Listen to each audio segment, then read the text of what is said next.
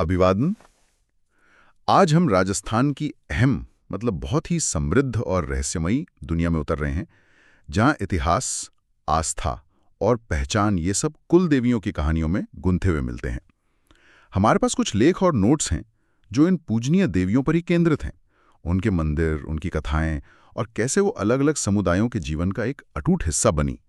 तो हमारा इरादा है कि इन स्रोतों को खंगालें और वो गहरी बातें निकालें जो बताती हैं कि ये कुल देवियां सिर्फ मूर्तियां क्यों नहीं हैं, बल्कि राजस्थान की आत्मा का एक ज़रूरी हिस्सा कैसे हैं। कौन है ये देवियां, क्या कहानियां हैं इनकी, और आज भी इतनी महत्वपूर्ण क्यों हैं। तो चलिए शुरू करते हैं ये दिलचस्प पड़ताल। बिल्कुल। और देखिए, यहाँ सबसे आकर्षक बात यह है कि हर देवी की कहानी वो किसी खास वंश या समुदाय की कहानी से जुड़ी है। ये सिर्फ कोई धार्मिक आस्था का मामला नहीं है, ये तो इतिहास को जीने का एक तरीका है, एक पहचान है जो पीढ़ियों से चली आ रही है। राजस्थान के किले देखिए, युद्ध, व्यापार, समाज, सब पर इन कुल देवियों की छाप दिखती है। तो शुरुआत करते हैं दधिमती माता से। जानकारी तो ये मिलती है कि इनका प्राचीन मंदिर नागौर जिले में है। जी हाँ, गोठ मांगलोद के पास।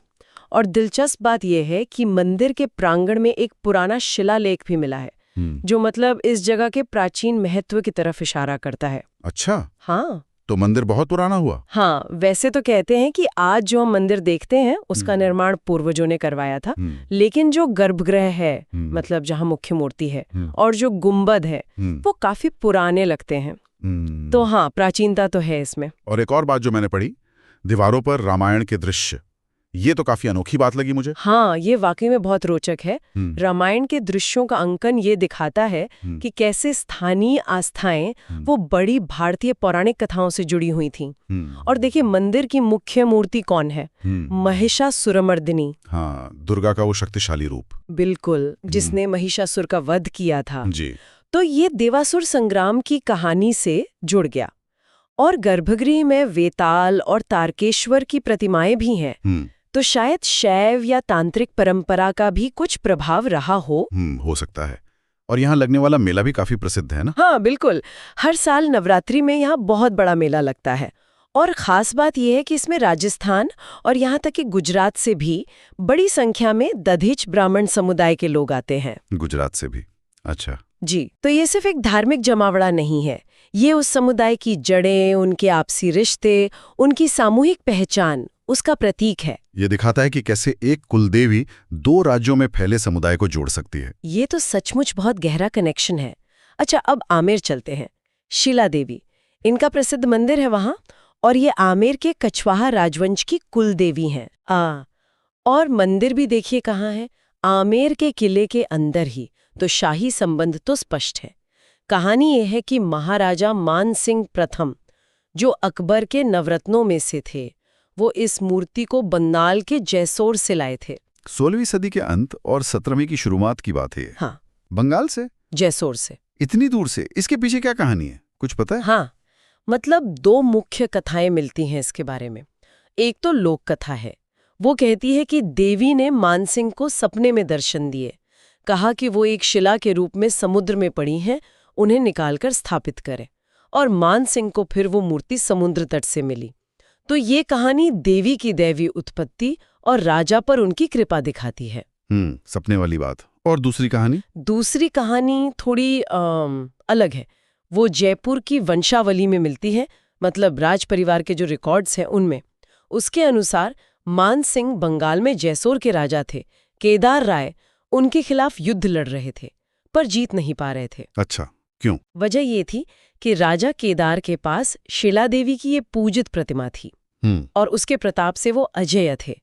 तो आखिरकार मानसिंह ने राजा केदार को हराया, और फिर संधि के तहत कहें या जीत के प्रतीक के रूप में वो इस मूर्ति को आमेर ले आए। और किले के जो प्रासाद है, महल परिसर, उसके चौक में स्थापित किया। तो ये कहानी कछवाहा राजवंश की सैन्य शक्ति और देवी के आशीर्वाद से मिली विजय को ज्यादा उजागर करती है।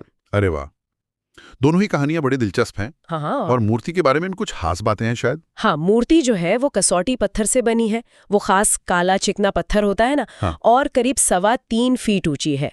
एक खास बात है कि देवी का मुख थोड़ा झुका हुआ है, वक्रानन कहते हैं इसे। और हाँ, जो आज हम मंदिर देखते हैं उसका जो वर्तमान स्वरूप है वो तो 20वीं सदी में सवाई मानसिंह द्वितीय ने बनवाया था, पालेश्वर शैली में। और ये भी सुनने में आता है कि पूजा की विधियों में भी बदलाव हुए हैं। पहले यहाँ बलि वगैरह दी जाती थी। हाँ, पुराने जिक्र मिलते तो हैं कि यहाँ पशु बलि या कुछ मान्यताओं के अनुसार शायद नर बलि भी होती थी, जो उस युग की तांत्रिक या शक्त परंपराओं का हिस्सा हो सकता है। लेकिन हाँ, अब ये प्रथाएं पूरी तरह बंद हो चुकी हैं। अच्छा, अब बंद है? जी। तो ये दिखाता है कि समय के साथ धार्मिक रीति रिवाजों में भी बदलाव आते हैं। एक और खास बात थी पहले कि जब राज परिवार नवदुर्गा की पूजा पूरी कर लेता था, उसके बाद ही मंदिर आम लोगों के लिए खुलता था। ओह, तो ये शाही प्राथमिकता दिखाता है। बिल्कुल, शाही संरक्षण और प्राथमिकता। आज भी वैसे नवरात्रि की अष्टमी को यहाँ विशेष पूजा होती है। तो जैसे शिला देवी कछवाहा वंश से जुड़ी हैं, वैसे ही आशापुरा माता का गहरा संबंध चौहान शासकों से रहा है, खासकर नाडोल के चौहानों से, है ना? बिल्कुल। आशापुरा यानी आशाओं को पूरा करने वाली देवी। इनका मुख्य मंदिर है जालौर जिले में मोदरान गांव में। लेकिन यहाँ एक दिलचस्प बात यह है कि सिर्फ चौहान ही नहीं, कई और समुदाय भी, जैसे वैश्य यानी बनिया समुदाय की कुछ शाखाएं हैं, वो भी इन्हें अपनी कुलदेवी मानती हैं। अच्छा, ये तो बड़ी बात है। मतलब देवी का प्रभाव राजवंश से आगे तक था। जी हाँ, ये दिखाता है कि प्रभाव विभिन्न सामाजिक समूहों तक फैला हुआ था। और यहाँ भी मेला लगता है मुद्रान में? हाँ, होली के तीसरे दिन यहाँ एक बड़ा मेला लगता है। देश भर से हजारों लोग आते हैं।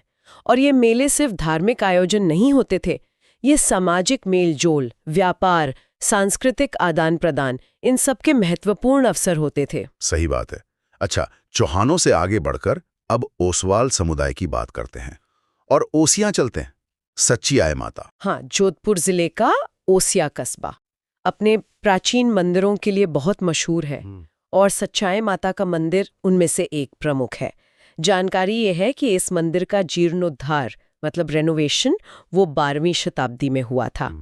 ये मंदिर भी महिषासुरमर्दिनी स्वरूप देवी को ही समर्पित है। और इसकी वास्तुकला कुछ खास है उसमें। स्रोत बताते हैं कि वास्तुकला बहुत शानदार है।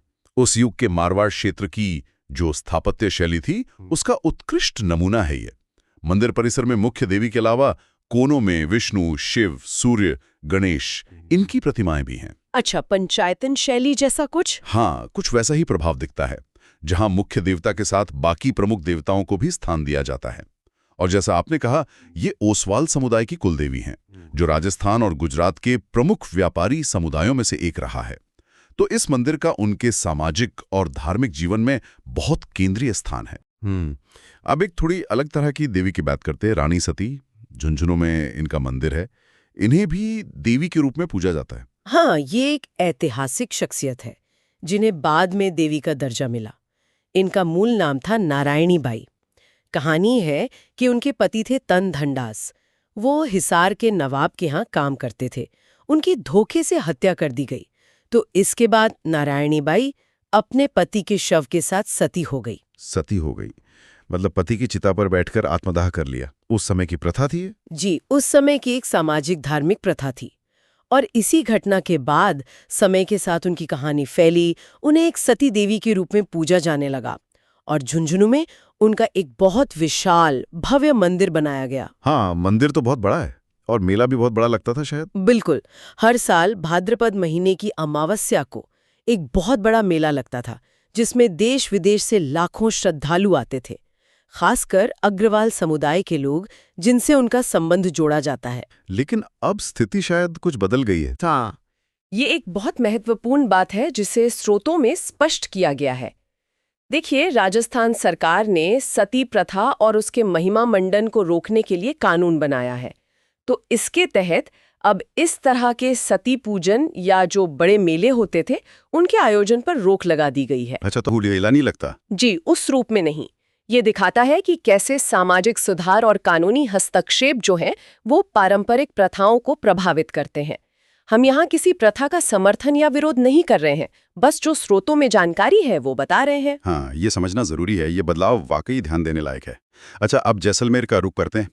भाटी शासकों की कुल देवी हैं स्वांगिया माता। हाँ, स्वांगिया माता भाटी राजवंश के इतिहास और उनके गौरव से बहुत गहराई से जुड़ी हैं। इनकी एक खास पहचान है, इन्हें अक्सर एक मुड़े हुए भाले के साथ दर्शाया जाता है। मुड़ा हुआ भाला क्यों? इसके पीछे भी कई कथाएं हैं। शायद भाटी शासकों की शक्ति या देवी के आशीर्वाद से जुड़ी कोई कहानी हो। ये भाला उनके युद्ध कौशल या किसी खास ऐतिहासिक घटना का प्रतीक हो सकता है।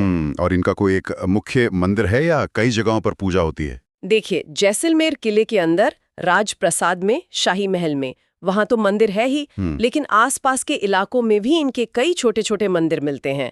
इन्हें माकड़ और लोधरवा जैसी जगहों से भी जोड़ा जाता है, जो पुराने समय में महत्वपूर्ण केंद्र थे। तो ये दिखाता है कि इनकी पूजा सिर्फ किले तक सीमित नहीं थी, बल्कि पूरे भाटी क्षेत्र में फैली हुई थी। अब बात करते हैं आई माता की। ये सीरवी जाति की कुल देवी मानी जाती हैं। जी, आई माता। इनका मुख्य स्थान जोधपुर के पास बिलाड़ा कस्बे में है। इनके अनुयायी इन्हें देवी का अवतार मानते हैं। इनके पिता का नाम बीका डाभी बताया जाता है। गुजरात के अंबापुर से थे वो। कहते हैं कि मालवा के सुल्तान के अत्याचारों से तंग आकर वे मारवाड़ आ गए थे और बिलाड़ा में बस गए। लोक मान्यता तो यही है कि आई माता ने बिलाड़ा में तपस्या की और यहीं पर एक ज्योति स्थापित की। और इनके भक्तों का मानना है कि वो ज्योति आज भी जल रही है और उससे केसर टपकता है। केसर टपकता है, अच्छा। जी, और इनके मुख्य पूजा स्थल या समाधि को बडेर कहते हैं और इनके मंदिरों को दरगाह। ये शब्द थोड़े अलग हैं। शायद स्थानीय प्रभाव या सूफी परंपराओं के साथ किसी तरह के संवाद की ओर इशारा करते हो सकता है। और पूजा कब होती है खास? यहाँ हर महीने शुक्ल पक्ष की द्वितीया को विशेष पूजा होती है। और सीरवे समुदाय, जो मुख्य रूप से खेती से जुड़ा है, उनके लिए आई माता आस्था का बहुत बड़ा केंद्र है। और आखिर में एक और नाम है आवड़ माता। इनका मंदिर भी जैसलमेर में ही है। हाँ, जैसलमेर जिले में एक पहाड़ी पर आवड़ माता का मंदिर है। इन्हें वारण देवियां भी कहा जाता है। शायद ये 7 या 9 देवियों का एक समूह है जिनकी एक साथ पूजा होती है। अच्छा, समूह। जी, इनका एक और नाम तेमराराय माता भी मिलता है। ये भी भाटी राजवंश और जैसलमेर क्षेत्र की महत्वपूर्ण देवी मानी जाती हैं। इनकी कहानियां भी स्थानीय चारण परंपरा और लोक गाथाओं में खूब मिलती हैं। तो ये थी कुछ प्रमुख कुलदेवियां जिनके बारे में हमारे स्रोत बताते हैं। अब अगर इन सभी विवरणों को एक साथ देखें तो कुछ दिलचस्प पैटर्न से उभरते हैं, है ना? बिल्कुल। पहली बात तो साफ है कि लगभग हर कुलदेवी किसी न किसी खास राजपूत वंश से जुड़ी है, जैसे कछवाहा, चौहान, भाटी, या फिर किसी जाति समुदाय से, जैसे दधीच ब्राह्मण, ओसवाल, सीरवी।